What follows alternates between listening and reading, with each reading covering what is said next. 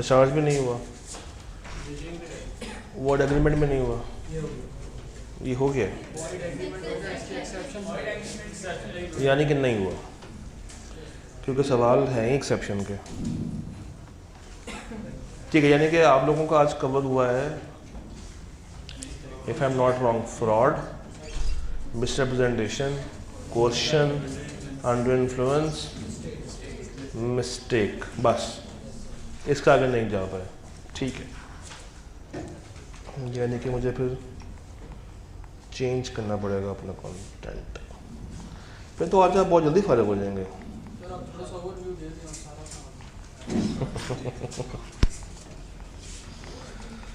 असल में मसला नहीं है, चले करते हैं शुरू करें।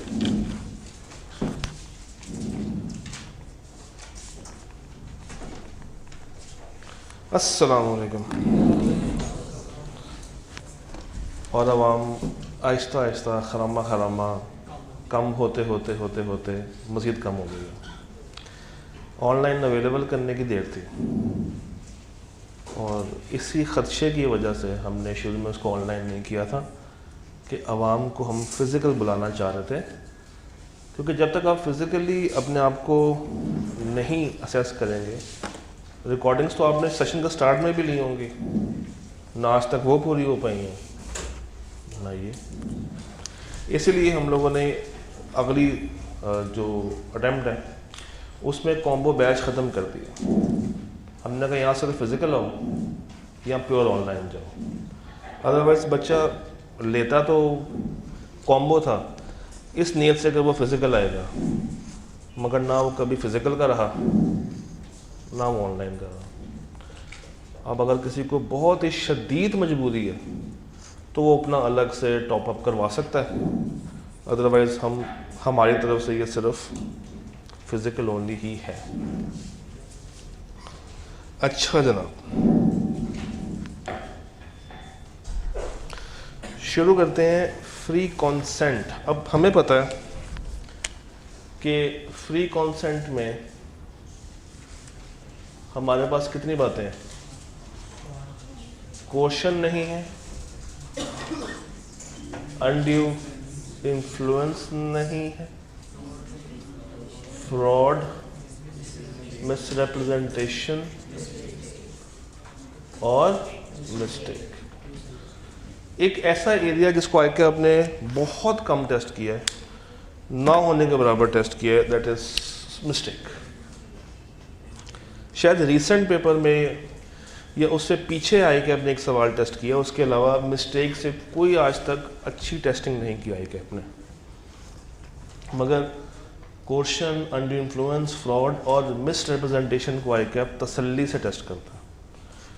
3 नंबर के लिए, 4 नंबर के लिए, 5 नंबर के लिए आई के अब यहाँ से शॉर्ट सिनेरियोज निकालता है और आपके कॉन्सेप्ट्स को टेस्ट कर रहा होता है।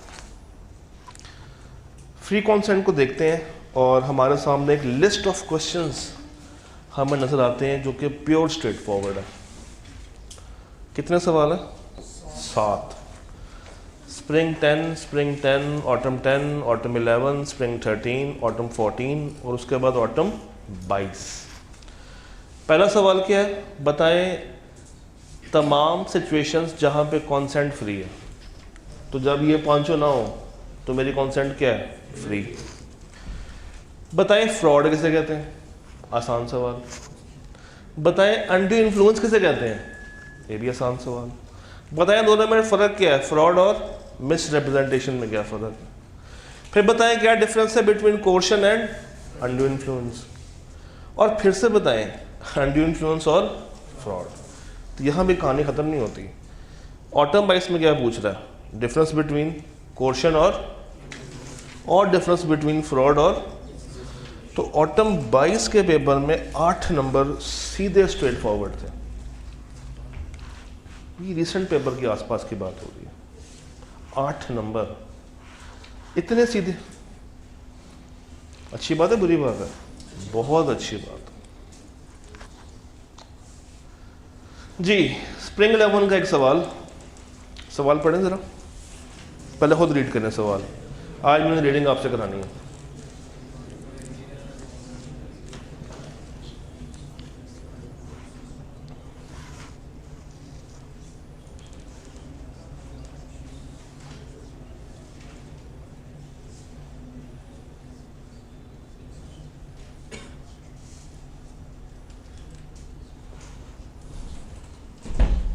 ज़हीर एक अकाउंटेंट बेचारा मासूम, अकाउंटेंट्स तो होते हैं मासूम है ना, आप जैसे, आप भी मासूम हैं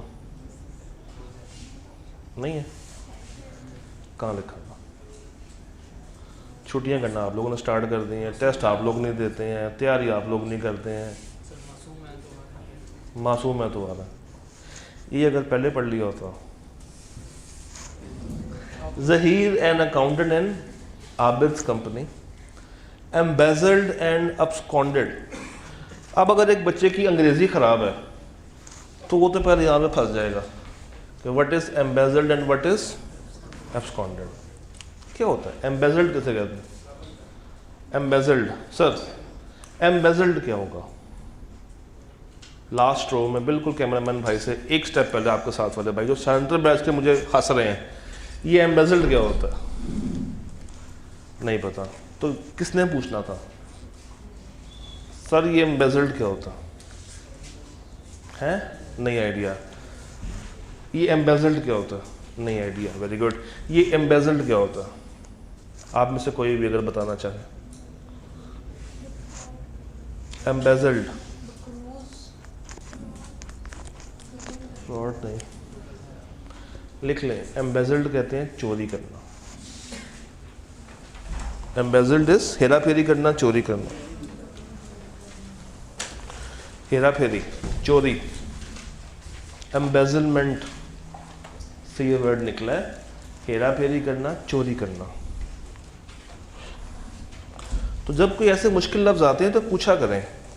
जब तक आप नहीं पूछेंगे मेरी अजम्पशन ये रहेगी कि आपको आता है।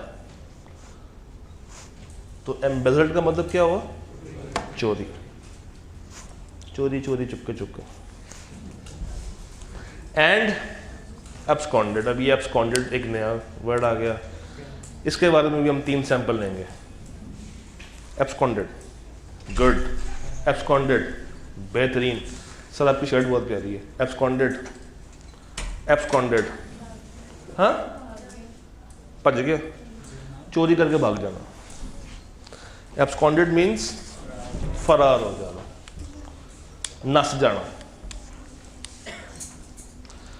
तो ज़हीर जो कि आप जैसा मासूम अकाउंटेंट था, उसने पहले क्या किया? कैश चुराया और उसके बाद 9,11 हो गया विद ₹5 मिलियन। आबिद उसकी बीवी के पास पहुंच गया और उससे एक प्रॉमिसरी नोट साइन करवा लिया। वो एक और मुश्किल वर्ड आ गया, प्रॉमिसरी नोट। ये तो पढ़ा होगा, क्या होता है प्रॉमिसरी नोट? ये भाई बताएंगे। क्या बात है, कहना क्या चाहते हो? खुल कर बताओ। वो तो सबको पता है कि ये नेगोशिएबल इंस्ट्रूमेंट है। थोड़ा सा इस पर मजीद अगर आप 32 वाट के बल्ब को ऑन करके रोशनी डालना पसंद करेंगे।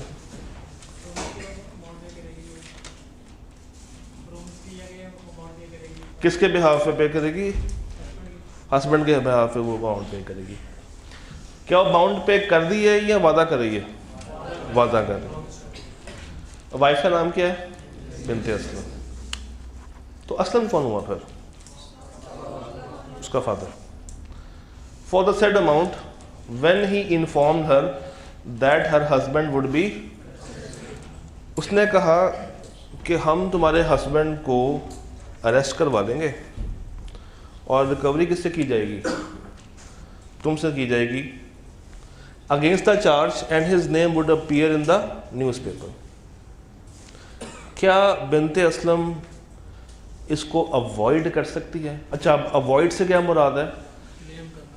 अवॉइड से ये मुराद है कि क्या ये कॉन्ट्रैक्ट अगेंस्ट बिनते असलम वैलिड है या नहीं? जी, क्या लगता है आप लोगों को? क्यों?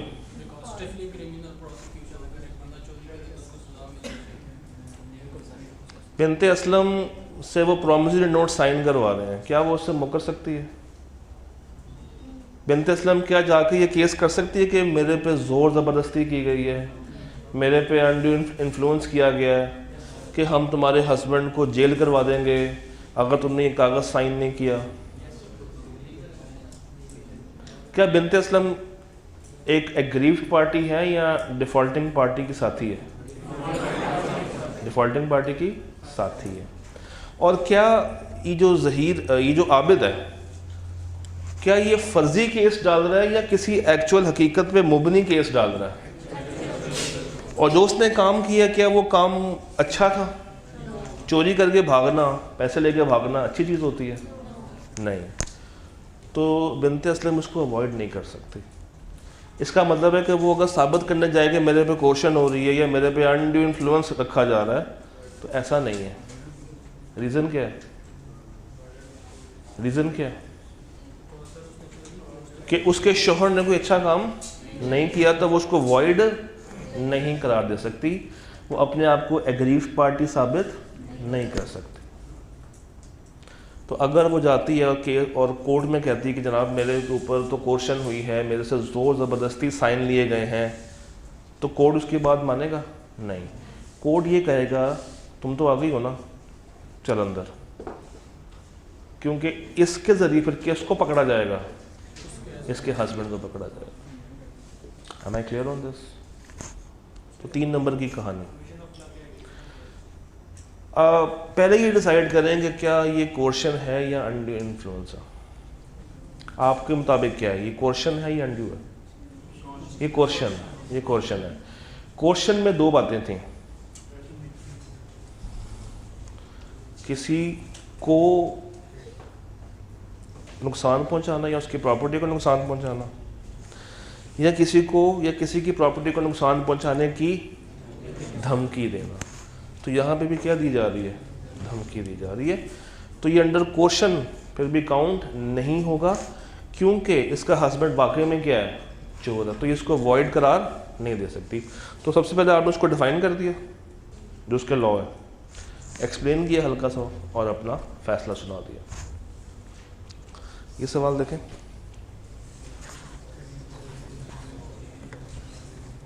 ये मैंने ब्रैकेट में इसलिए लिख दिया ताकि आप रेलेवेंट जगह पे पहुंच जाएं एटलीस्ट।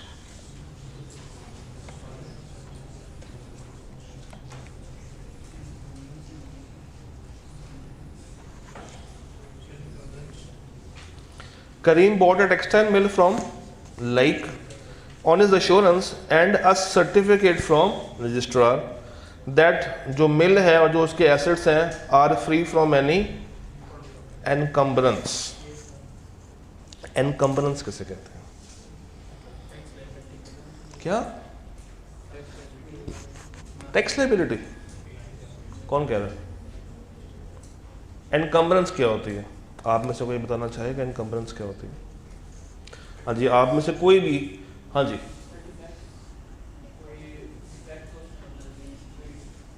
एनकम्बरेंस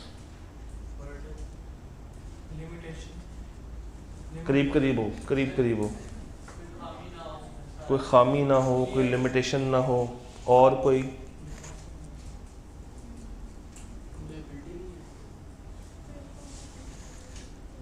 जब आप बैंक से लोन लेने जाते हैं ना, तो बैंक आपको लोन तो दे देता है, साथ कुछ आपसे रखवा लेता है सिक्योरिटी।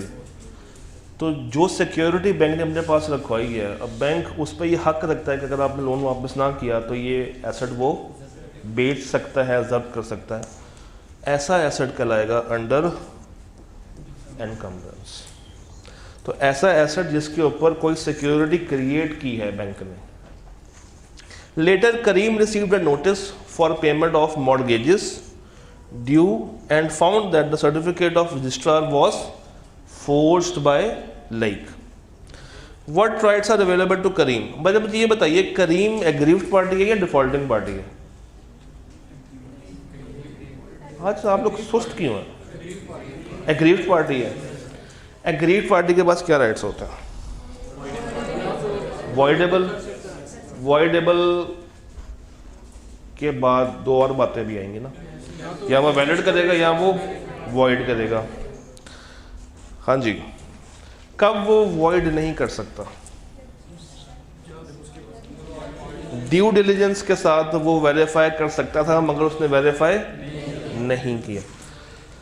तो यहाँ पे भी आपने यही बात लिखनी है फ्रॉड वाली, कि उसका देखें ना राइट क्या है। उसका पास एक राइट ये है कि वो उसको वॉइड कर दे, और जब वॉइड करेगा तो रेस्टिट्यूशन, जो जो चीज़ें ट्रांसफ़र की नहीं सारी की सारी।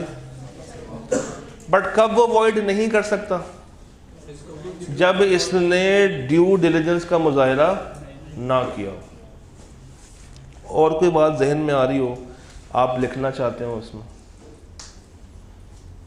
एक चक्कर लगा के आए फ्रॉड के टॉपिक का, देखें ज़रा, खोलें, देखें, ढूंढें। अगर कोई और बात आपके जहन में आ रही है,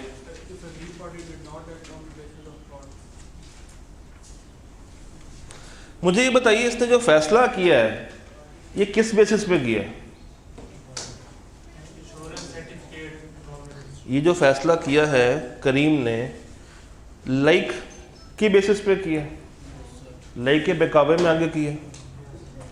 अश्योरेंस कौन दे रहा है? लाइक। सर्टिफिकेट कौन ला के दे रहा है? लाइक। तो धोखा भी कौन कर रहा है? लाइक। इसका मतलब है कि इसने लाइक के बिहाफ पे ये फैक्ट्री को बाई किया था। हाँ, अगर ये थोड़ी सी ड्यू डिलिजेंस कर लेता तो ये फ्रॉड से बच जाता। तो अगर इसने की है बट स्टिल ये फ्रॉड को डिटेक्ट नहीं कर पाया, तब तो इसका ये राइट है कि उसको वॉइडेबल करके वॉइड बना सकता है। बट अगर इसने सिरे से ही नहीं की तो फिर ये इसको वॉइड नहीं कर सकता। साबित कैसे करेगा और कौन करेगा कि इसने ड्यू डिलिजेंस की है? कोर्ट में साबित कौन करेगा? ये खुद ही साबित करेगा जो क्लेम कर रहा है। और दूसरी चीज़ ये कि ये फ्रॉड क्यों बना? क्योंकि ये दूसरे के बहकावे में आके इसने कॉन्ट्रैक्ट किया। अब ज़रा मुझे जाएं, चैप्टर 4 खोलें, वहाँ पे फ्रॉड का टॉपिक खोलें, वहाँ से देख के बताएं कोई और पॉइंट जो कि शायद हम मिस करें और आप लिखना चाहते हो।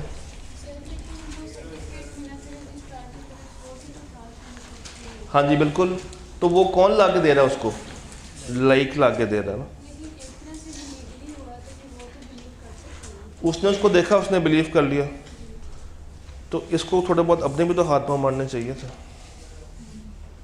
आप जाएं गाड़ी ख़रीदने के लिए, जिसके पास गाड़ी है वो आपको झूठी बात बता दे कि ये गाड़ी जो है वो कम पेट्रोल लेती है, और आपको एक झूठा सर्टिफिकेट भी दे दे, और आप सर्टिफिकेट दे के मान जाएँ।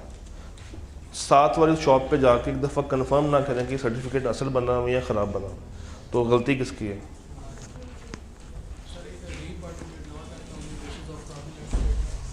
क्या? मगर इस केस में उसकी अश्योरेंस पे कर रहा है ना, तो इसका मतलब है कि उसने वाकई में उसको धोखा दिया और उसके धोखे में आ गया। ये सवाल देखें और मुझे बताएं, ये सवाल और ये सवाल आपस में डिफरेंस कैसे रखते हैं?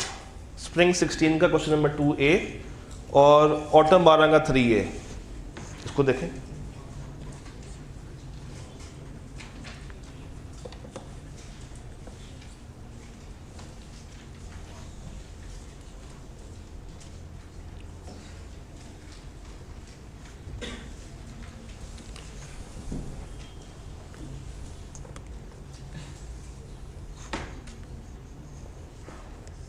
इसका सोल्यूशन जो आई कैप का है उसको भी हमने चेंज भी करना है इस सवाल में। ये नीचे मैंने लिखा हुआ,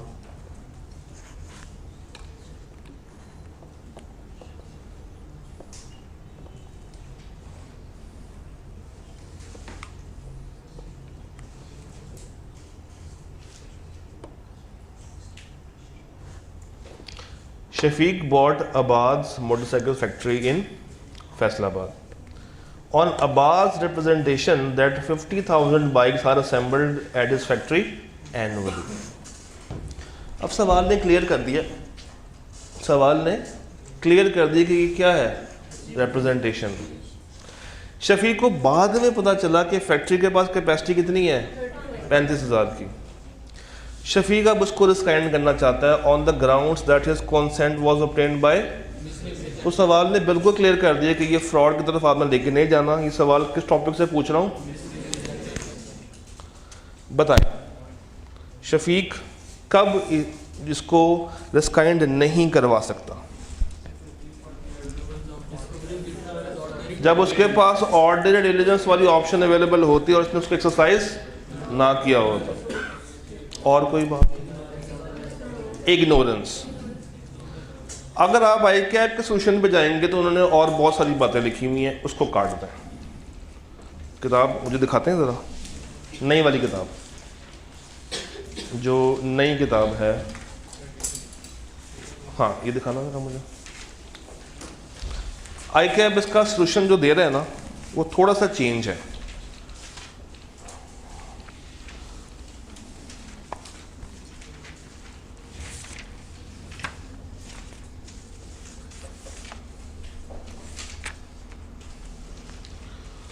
स्प्रिंग 16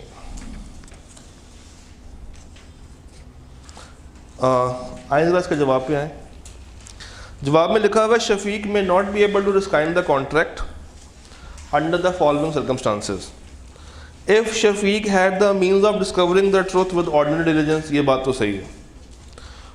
या अब्बास की जो मिसरिप्रेजेंटेशन थी वो बेसिस नहीं थी, ये बात भी ठीक है। जो अगली तीन बातें हैं ना इसको काट लें। ये टेक्निकली कोर्स में नहीं है, पुराने सिलेबस में थी मगर इतनी डिटेल में नहीं है।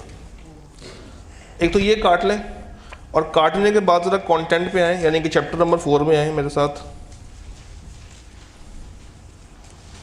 चैप्टर नंबर 4 में एक्सेप्शंस टू वॉइडेबिलिटी नाम का एक टॉपिक होगा मिस रिप्रेजेंटेशन के अंदर। लिखा हुआ है टेबल के ऊपर, a party can not rescind the contract where. पहला पॉइंट क्या है? ऑर्डिनरी डिलीजेंस वाला पॉइंट। दूसरा पॉइंट क्या है? Gave the consent in ignorance of. तो सिर्फ ये दो बातें एज पर दिस सिलेबस इसका आंसर है। तो वो कब आया था? स्प्रिंग 2016 का 5 नंबर है। अगर अब ये पूछेगा तो 2 से 3 नंबर का पूछेगा, क्योंकि आपके पास लिखने के लिए मटेरियल कितना है? छोटा सा। तभी मैंने यहाँ पे लिखा हुआ solution should be corrected as per new syllabus.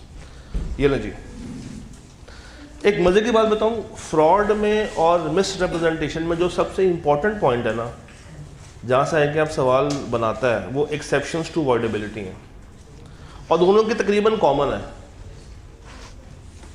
ये सवाल देखें,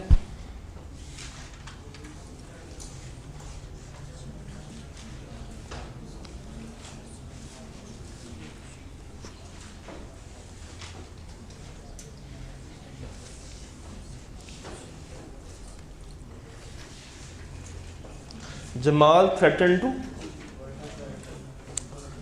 ने थ्रेटन किया राफिया को कि वो उसके बेटे का मर्डर कर देगा अगर उसने घर मुजाहिद को नहीं बेचा।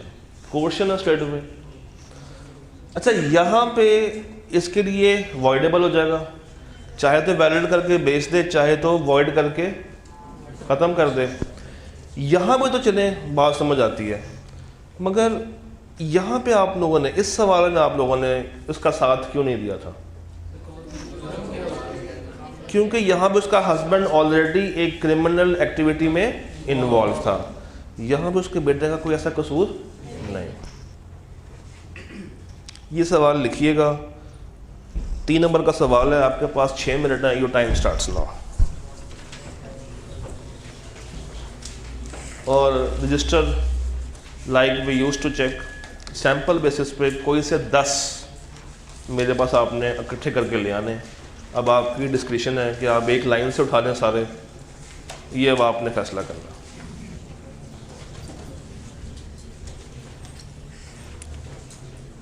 मुझे आप पानी का कह सकते हैं? अटेम्प्ट मैं बता देता हूँ। ऑटम 17 का 3A, और मैंने एक वर्ड को हाईलाइट भी किया होगा। देयर इज अ रीजन कि मैंने क्यों हाईलाइट किया।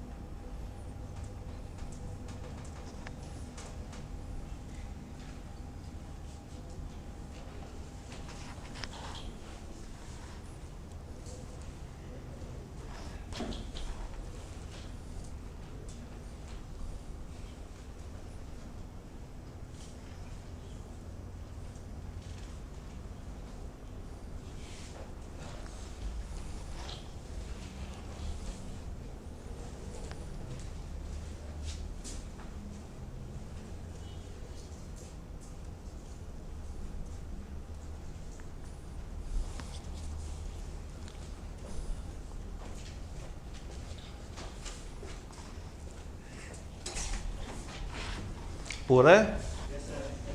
पक्की गल या कच्ची गल?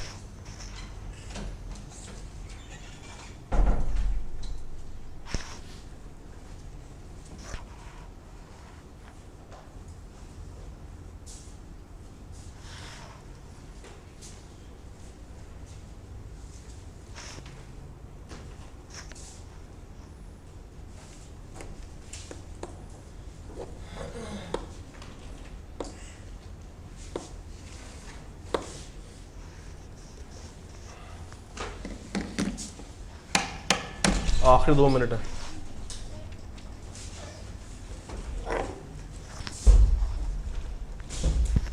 Thank you. लास्ट 2 मिनट्स,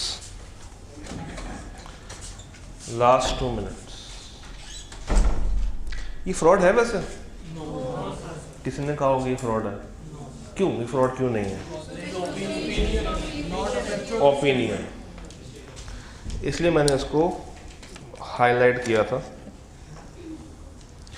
तो फिर एक बात बताएं ना, अगर आपने कहा कि ये फ्रॉड नहीं है, तो इस सवाल में और इस करीम वाले सवाल में क्या फ़र्क है? यहाँ पे आपने क्यों नहीं कहा कि ये फ्रॉड नहीं है? यहाँ पे ऐसा क्या हुआ था कि आपने उसको फ्रॉड बना दिया था?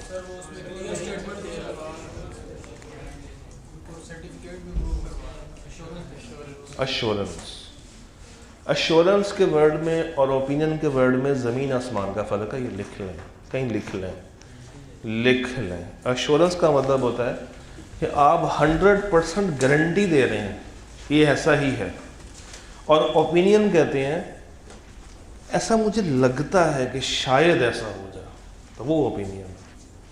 बट एक तरफ आप पक्की बात कर रहे हैं, आप पक्का झूठ बोल रहे हैं, जिस तरह हम बोलते हैं कि सर हम लोग पढ़ के आए हैं। और एक तरफ कुछ अच्छे बच्चे होते हैं जो कहते हैं कि सर हमें लगता है कि हम पढ़ के आए हैं। मुझे लगता है वो क्या है? ओपिनियन। लो, क्या ये रैंडम बेसिस पे है?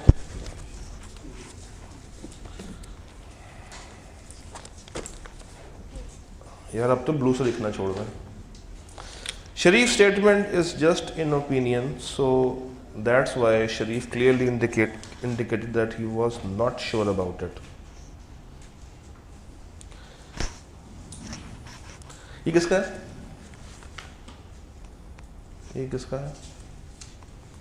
किसी का तो होगा। अच्छा आपका। आपने लिखा है Sharif statement is just in opinion. पहली बात तो ये कि इन नहीं है, is just an opinion. So that's why Sharif clearly indicated, मगर वो क्लियरली इंडिकेट नहीं कर रहा।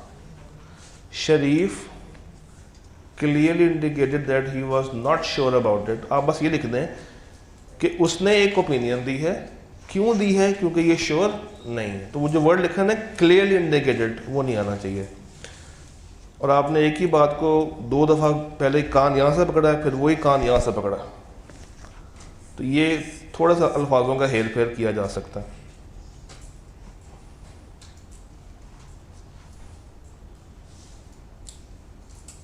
ठीक है, डिसीजन आपका सही है देना। ये टैक्स लाइबिलिटी किसकी है? आपकी है।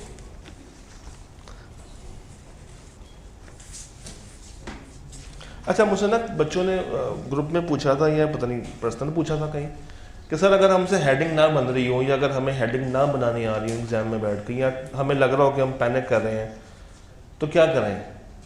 तो अगर आप हेडिंग के साथ थोड़ा सा डिस्कम्फर्ट में आ रहे हैं तो बेशक आप हेडिंग्स को अवॉइड करके फिर पैराग्राफ्स के बीच में गैप देना शुरू कर दें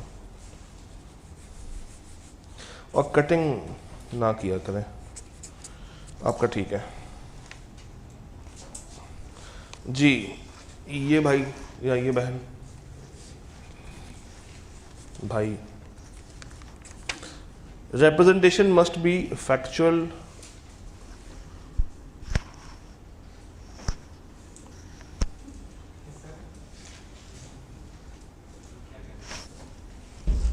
ये क्या लिखा हुआ, स्पेलिंग क्या लिखे हुए?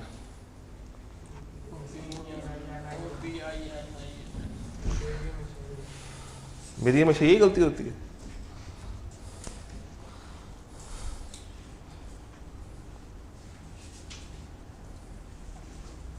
ठीक है, बाकी अच्छा स्पेलिंग मिस्टेक थी। ये जवाब आया as per the contract act खाली नहीं, वो तो मुझे पता चल गया था, मगर एग्जामिनर को अगर ऐसा पेज मिल जाए ना वो तो इतना खुश होगा कि उसका तो मुफ्त के। हाँ, as per the contract act. अच्छा, जब कॉन्ट्रैक्ट एक्ट लिखें तो ए कैपिटल,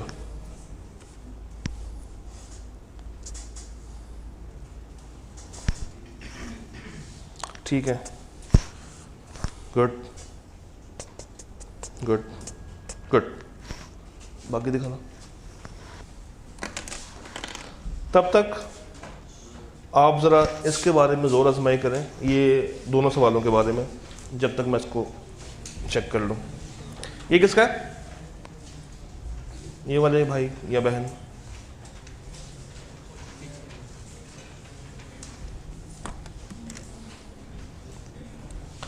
लाइन छोड़ दें सर, कुछ नहीं मिल जाएगा आपको लाइन रख के। गुड।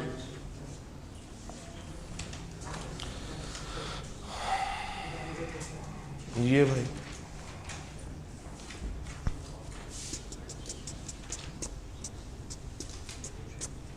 कटिंग ना करें, बाकी अच्छा है।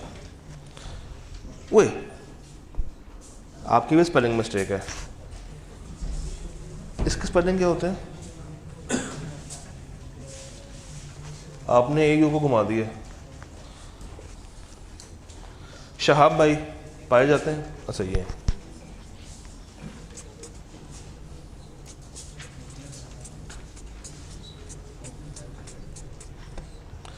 अच्छा 2500 मैंगो होगा या 2500 मैंगोज होगा? मैंगो, हाँ, अगर आपने मैंगोज ट्रीज लिखा है हाँ तो वो मैंगोज ट्रीज नहीं, ये क्या है? Mango trees.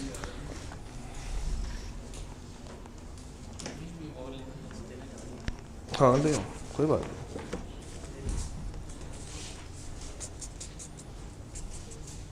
Good, much better. ये कौन है? Good, this is much better. यार इसका वो बनाओ। हाँ, इनसे पहले पूछ लें अगर ये अलाउ करती हैं तो। बाद में उन्होंने कहना सर वो स्कैन आपने करवाया था ना तो मुझे नज़र लग गई, ये तो नहीं कहेंगे आप बाद में। ये कौन है? आई कैप को आपने पैसे पूरे दिए हैं? एग्जाम फी नहीं दी? कोई किस्तें कराई हैं? कोई कम पैसे दिए हैं? तो एक लाइन में इतना डाटा भरने की ज़रूरत क्या है जब आपके पास पूरा सफ़ा नीचे वाला खाली है? एक तो आपने डाटा बीच में घुसा दिया है, थोड़ा सा स्पेस देकर उसको एक अच्छी शक्ल दी जा सकती है। लिखा सही है मगर प्रेजेंटेशन बहुत फारिग कर गए हो।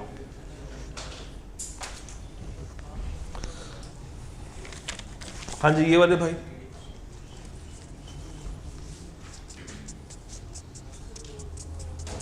गुड। This one. तो जी एक ही पैराग्राफ में सब कुछ डाल दिया आपने भी, और ये मैं डे 1 से कह रहा हूँ। तो क्या फ़ायदा हुआ इतनी तकरीर करने का? क्या फ़ायदा हुआ क्लास में करवाने का?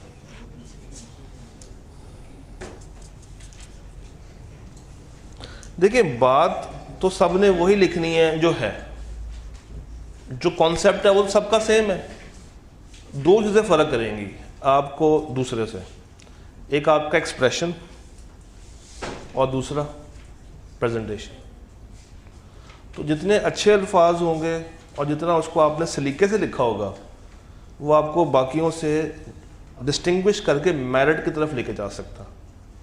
तो मेरा ख्याल से इतना तो आना चाहिए। अब इतनी एफर्ट के बाद आएगा या नहीं आएगा, पक्की गल। ये लो।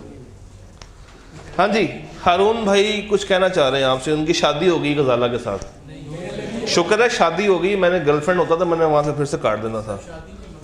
चलो कोई बात नहीं, स्पाउस तो बन जाएगी ना। नहीं आप क्या चाहते हो कि रिश्ता ना हो। Haroon was engage to be married to Ghazala aunty. Harun uncle wanted to establish his own business and therefore he entered into a contract with Ghazala for providing him all the typical Pakistani husband. मेरे पास पैसे नहीं है, engagement कर लेता हूँ मगर एक शर्त पे, जो तुम्हारे पास जेवर है वो दे देना, मैंने बेच के क्या करना है, बिजनेस करना। हम टीवी का ड्रामा टाइम नहीं लग रहा। कौन सा ड्रामा चल रहा है आजकल ऐसा, इनको पता होगा। मैं तो बहुत दूर हूँ हम टीवी से। मेरी तेरी छाँव में, सुभान अल्लाह। ये सर ये किस टाइम पे आता है?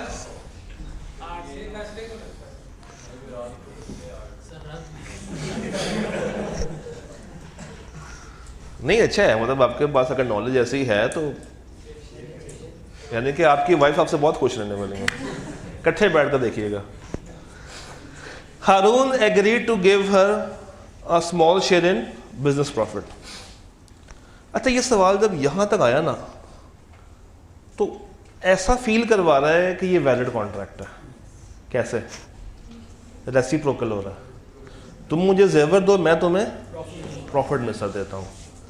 बट सवाल ये भी बता रहा है कि इनका आपस में क्या रिश्ता है, फियांसे का रिश्ता। और यहाँ पे एक वर्ड आप लोगों ने पढ़ा होगा आज, कोई वर्ड, फिड्यूशरी। ये फिड्यूशरी क्या था? ट्रस्ट का रिश्ता। After some time Ghazala filed suit against, सही किया, requesting for setting aside the gift deed. उसने कहा भाड़ में जाए तुम्हारा गिफ्ट डीड, और मुझे अपना जेवर तुमसे नहीं देना, तुमने मेरा जेवर मेरे विल के अगेंस्ट लिया। Discuss whether Ghazala would succeed in her contention or not, क्योंकि क्या हो गई है। अच्छा, अनड्यू इन्फ्लुएंस में और कोर्शन में एक फर्क आता है। हाँ सुनते ले, एक फर्क आता है एक एस्पेक्ट के कितना कितना सामान वापस से रेस्टिट्यूट होगा। क्वेश्चन में तो ये है ना कि सारा का सारा वापस आ जाएगा। यहाँ पे ऐसा नहीं है, यहाँ पे थोड़ा सा फर्क है। वो क्या फर्क है? अगर तो उनका आपस में कुछ लेन देन इसके अलावा भी चल रहा था तो कोर्ट वहां तक उसको माइनस करवा सकती है और बाकियों को रेस्टिट्यूट कर देगी। ये फ्रॉड के बारे में क्या ख्याल है कि ये वाकई में फ्रॉड है या नहीं है? दिखाना।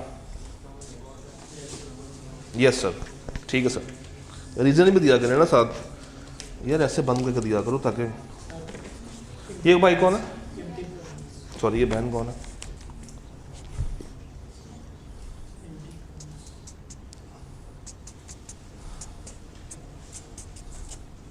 Very good.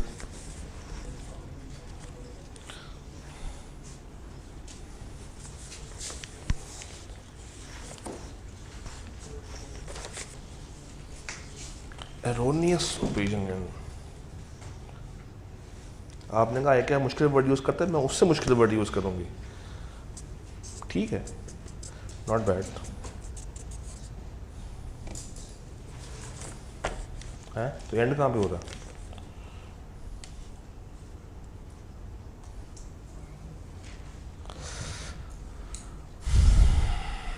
आपने ये नीचे 500 बातें क्यों लिखी हैं? फॉल्स, एक्टिव कंसीलमेंट, प्रॉमिस, इसकी क्या लॉजिक बनी है नीचे लिखने की? तो इनमें से सिंपल ये लिख देते हैं कि बस अपनी ओपिनियन जाहिर कर, असल में नंबर थोड़े थे ना, तो ये 5 नीचे बैठ जा, ये 5 को ऐड करके कोई ख़ास फ़ायदा मिलेगा नहीं। तो इसकी जगह पे आप उसको थोड़ा सा अगर कम एक्सप्लेन कर दें तो ज़्यादा। किस में बॉस? सर सब में लिखनी थी, डेफिनेशन आनी थी उसकी डेफिनेशन आनी थी। जी जी, मगर वो जो फ्रॉड की 5 बातें हैं ना, उनको ज़्यादा डिटेल में ना एक्सप्लेन करने बैठ जाइएगा काइंडली। अगर आप उसकी डेफिनेशन ना लिखें, बस ये बता दें। अच्छा, अगर भूल जाए तो क्या करें? सुने, अगर डेफिनेशन एग्जाम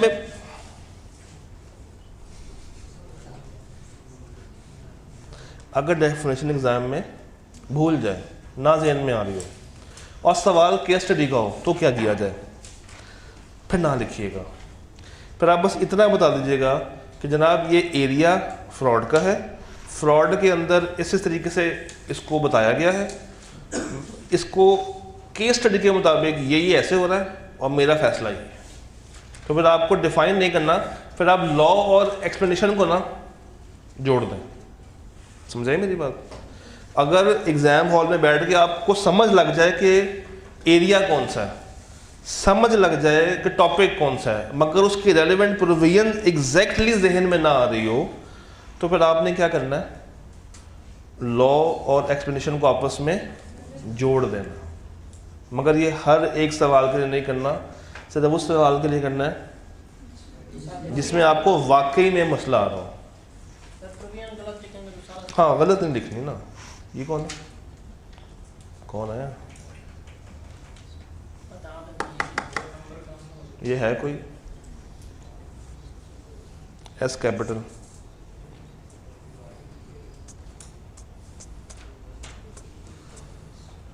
गुड। हाँ जी, नीचे क्या हो रहा है सुल्तान वाले सवाल में? Sultan bought electronic appliances worth rupees 7 lakh from Zameer on 30 days credit. At the time of purchase Sultan knew that he was insolvent. उसको पता था कि वो क्या है?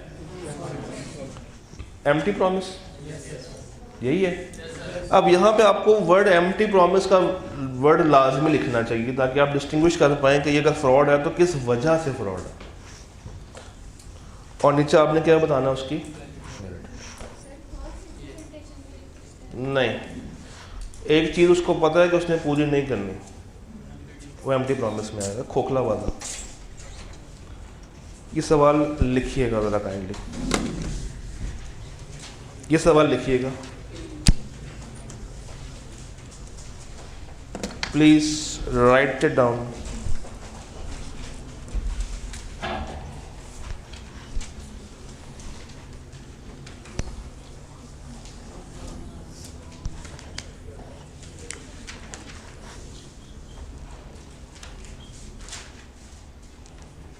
ऑटोमेटिन क्वेश्चन नंबर 2A।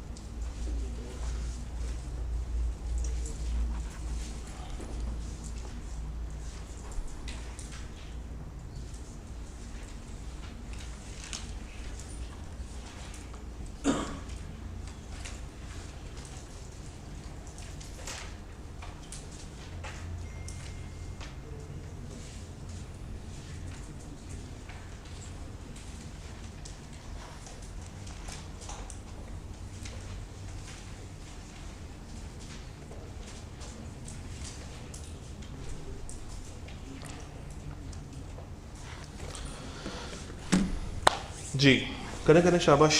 4 नंबर का सवाल है, आपके पास 5 मिनट है।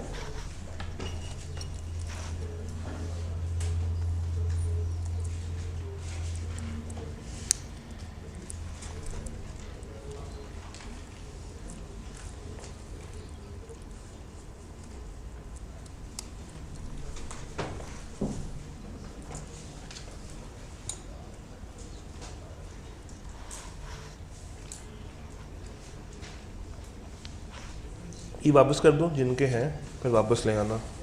ये सवाल कर बाकी।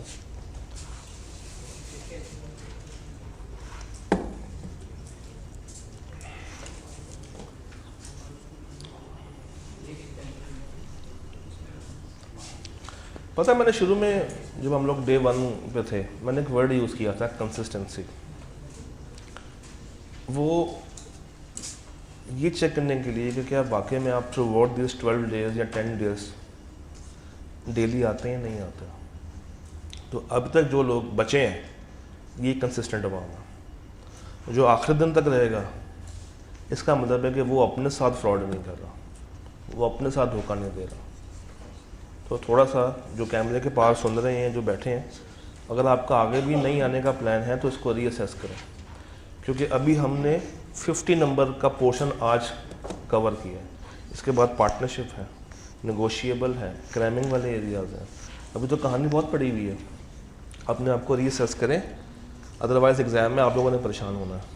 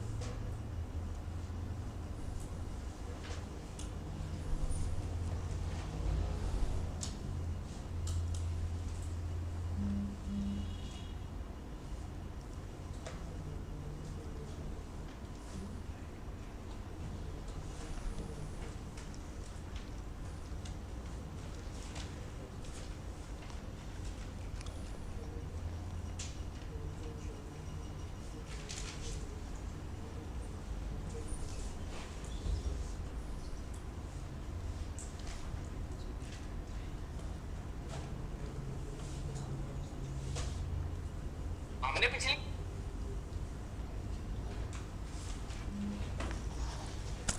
आखिरी मिनट उठा लो। हैं मेरे पास नहीं है उसको। ये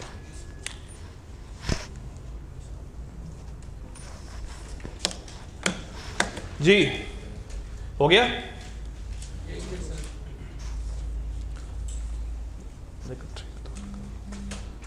एनी 10 रैंडम बेसिस पे 10 कोशिश करना, जिन्होंने पहले नहीं दिया उनका हाथ में है।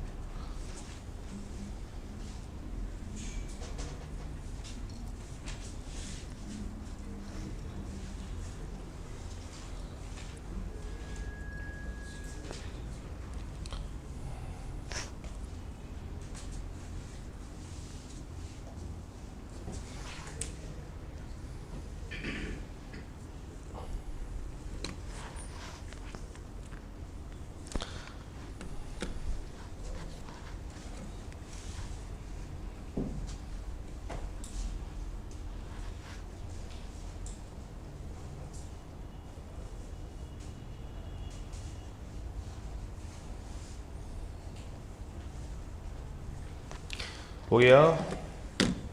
ओ भाइयों,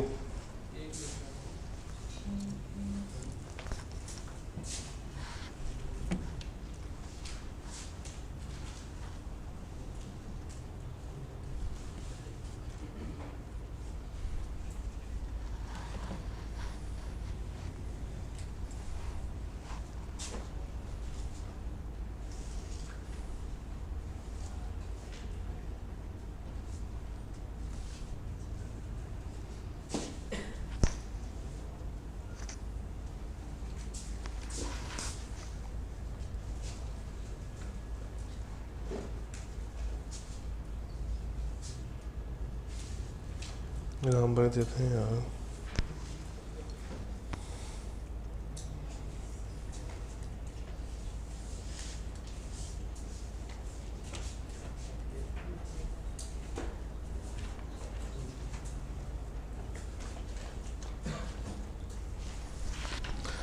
मुगल एंड दाऊद, आप खैर रुकना ही नहीं है, Mughal and Dawood are trading in rice. Dawood entered into a contract with Mughal for the purchase of 50 tons of. Dawood के पास एक प्राइवेट इंफॉर्मेशन है कि जो प्राइसेस हैं वो अफेक्ट होंगे, और अगर ये दूसरी पार्टी को बताता तो दूसरी पार्टी भी क्या होती, साथ अफेक्ट हो जाती. When Mughal through his own resources came to know about the price, he accused Dawood कि तुमने फ्रॉड किया है और ये कॉन्ट्रैक्ट क्या करो, ये क्या लिखा हुआ है ना रेप्यू. अब चूंकि सवाल ने एक मुश्किल वर्ड यूज कर दिया है, इसका मतलब है कैंसर. क्वेश्चन इज कि क्या ये इंफॉर्मेशन जो है प्राइस वाली, क्या बगैर पूछे बतानी चाहिए थी या नहीं, कि यहाँ पे साइलेंस इक्वल टू स्पीच होना चाहिए था या नहीं होना चाहिए था.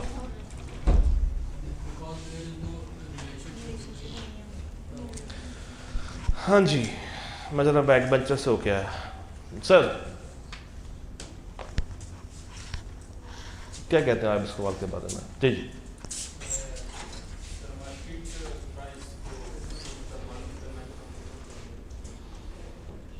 एक बंदा दुकान पे गया चावल लेने के लिए, सवाल को आसान कर देता हूँ. एक बंदा दुकान पे गया चावल लेने के लिए, उस वक्त चावलों की प्राइस है 80 रुपये किलो.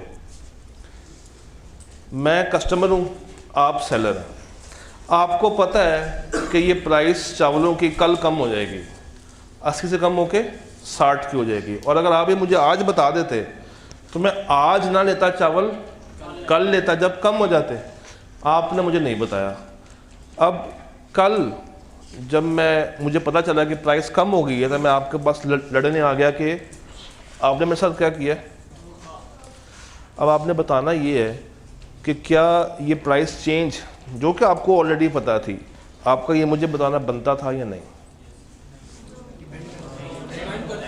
डिपेंड करता है कि मैंने आपसे पूछा है या नहीं. अगर तो मैंने आपसे पूछा है तो इन पे बताना फ़र्ज़ है, और अगर मैंने आपसे नहीं पूछा फिर देखना ये पड़ेगा कि क्या आपका मेरा कोई फिड्यूशरी रिश्ता है या नहीं. अगर तो नहीं है तो कोई मसला नहीं है, आपकी खामोशी को मैं फ्रॉड काउंट नहीं करूँगा. और अगर रिश्ता था, ये मेरे मामे के पुत्र लगते हैं, फिर इनको मुझे बताना चाहिए था, चाहे मैं पूछता या चाहे मैं ना पूछता. मैं क्लियर, ये वो साइलेंस वाली बात है. तो ये सारी बातें 4 नंबर के लिए किसने लिखी हैं, ज़रा हाथ खड़ा करेगा. 1 2 3 4 5 6 7. भाई ने इतना हाथ खड़ा किया, फिर से बिठा दिया. 7. ये सारी बातें किसने लिखी थी? 8 9. बाकी हज़रात ने क्यों नहीं लिखी? अब समझ आ गया, अब लिख लेंगे. अच्छा, क्या कहते हैं आप लोग, हम ये कर ले वर्ड एग्रीमेंट या कंटेंट कवर करने के बाद ही आप लोग करना पसंद फरमाएंगे? मैं इसमें आपको थोड़ा सा गाइडेंस दे देता हूँ कि ये जो सवाल है ना, मंसूर और आरिफ वाला, इसको लाजमी लिख के करना. कोई और सवाल करे या ना करे वर्ड एग्रीमेंट्स में से, this question should be done in writing. Bottom 16 question number 2B, क्योंकि ये एक सवाल में 4 बातें पूछाएगा आपसे. Agreement in the stand of trade क्या है, उसकी एक्सेप्शन क्या है. Agreement in the stand of legal proceeding क्या है और उसकी एक्सेप्शन क्या है. तो ये एक अभी नहीं करना, जस्ट नोट कर लें कि ये ऑटम 16 का क्वेश्चन नंबर 2B आपने लाजमी करना है जब भी आप लोगों का करने का मूड हो.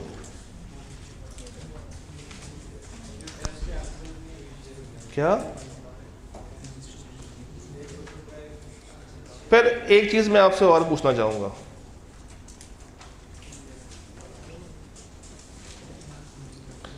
मैं आपके सामने 2 केस रखता हूं. पहला केस है just to check your concepts. सुनिएगा ज़रा गौर से। ए और बी के दरमियान एक कॉन्ट्रैक्ट है। ए ने बी से कहा कि तुम जो भी प्राइस तय करोगे मुझे मंजूर होगी। जब बी ने प्राइस तय की तो इन्हें कहा ये प्राइस मुझे मंजूर नहीं है। क्या ये वैलिड था या नहीं था? नहीं था, क्योंकि इसमें सर्टेनिटी नहीं थी। और अगर कुछ यूं हुआ होता कि ए ने बी को मुर्गियां प्रोवाइड करनी है, चिकन, और बी ने को पैसे देने हैं, और आपको पता है कि चिकन की प्राइस कौन तय करता है? मार्केट तय करती है। उसके लिए एक वर्ड होता है प्रिवेलिंग मार्केट प्राइस, यानी कि उस वक्त की जो मार्केट प्राइस होगी। अगर ए बी से कहता है कि हम प्रिवेलिंग मार्केट प्राइस पे कॉन्ट्रैक्ट कर लेते हैं, ना प्राइस ए तय कर रहा है ना बी तय कर रहा है, कौन तय कर रहा है? ये वैलिड है या वॉइड है? ये वैलिड है या वॉइड है? ये वैलिड है। ये क्या है? ये वैलिड है। एक और सिनेरियो, ए बी के दरमियान कॉन्ट्रैक्ट है मगर प्राइस सी ने तय करनी है। ये बताएं, ये वैलिड है या वॉइड है?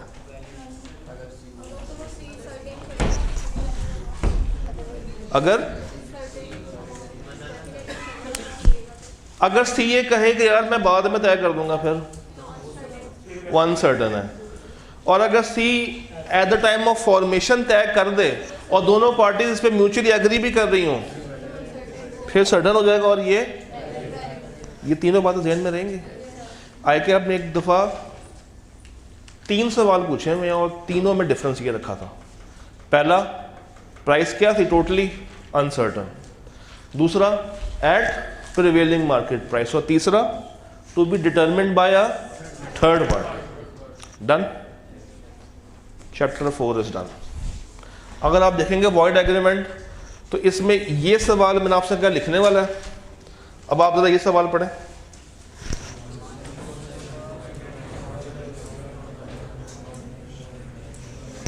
एट प्रिवेलिंग, यानी कि जो उस वक्त की मार्केट की प्राइस है, ये सर्टेनिटी है। और जो अभी हम लोगों ने एक सवाल किया था वो प्रोमिसरी नोट वाला, एम्बेसडमेंट वाला, उसका ये रिप ऑफ है। पता रिप ऑफ क्या होता है? रिप ऑफ का मतलब पता नहीं? रिप ऑफ मिलता जुलता। जरा पढ़े, मगर कॉन्सेप्ट बदल जाएगा।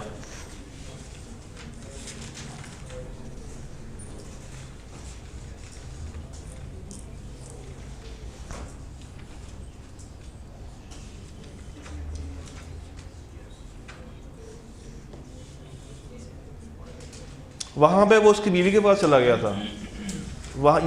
यहाँ पे ऐसा कुछ नहीं हो रहा। यहाँ पे वो कह रहा है कि तुम मेरे खिलाफ केस ना करो तो मैं तुम्हें पैसे वापस कर दूंगा। Agreement in restraint of legal, वो उसका बुनियादी हक है। और उसकी 3 एक्सेप्शंस तो खैर जब आप लोग कंटेंट कवर करेंगे तो वो हो जाएंगी। फिर ये सवाल बिल्कुल एक जैसा है। स्प्रिंग 20 में ऐसे एक दफ़ा ये भी पढ़ लें।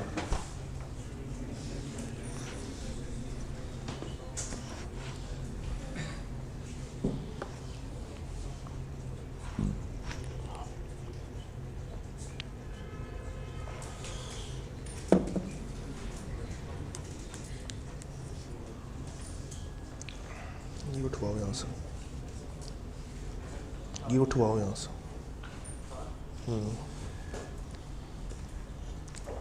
सेम ही फर्क क्या है? कोई फर्क नहीं है। बस यहाँ पे एम्बेसडर, यहाँ पे क्या है? रॉब। उसमें वर्ड आसान कर दिया। और ये क्रैमिंग, जो रेड होता है वो कॉमन होता है।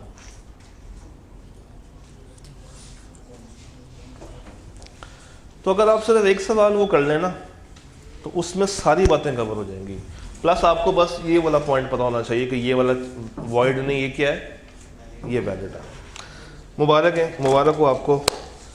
आपका 50 नंबर का कॉन्ट्रैक्ट एक्ट पूरा हुआ, कल से आपकी पार्टनरशिप शुरू हो जाएगी और पता भी नहीं चलेगा। जब ये इस वीक का सैटरडे आएगा तो आवाम मेरे सामने शायद 5-6 बच्चे बैठे होंगे, है ना, इंशाल्लाह। अगर इस तरह होगा तो अपने साथ आप लोग खुद ही ज़्यादती करेंगे। फिर हमारी गाड़ी यहाँ पे रुकेगी नहीं। हमने अगले हफ्ते में 3 दिन में तीनों फुल फ्लेज पेपर्स को भी अटैम्प्ट करना है। अभी अगर आपने गौर किया तो हम 23 के सवालों को इग्नोर कर रहे हैं, तो 2 23 के और 1 24 का। ठीक है जी, अल्लाह दे वाले।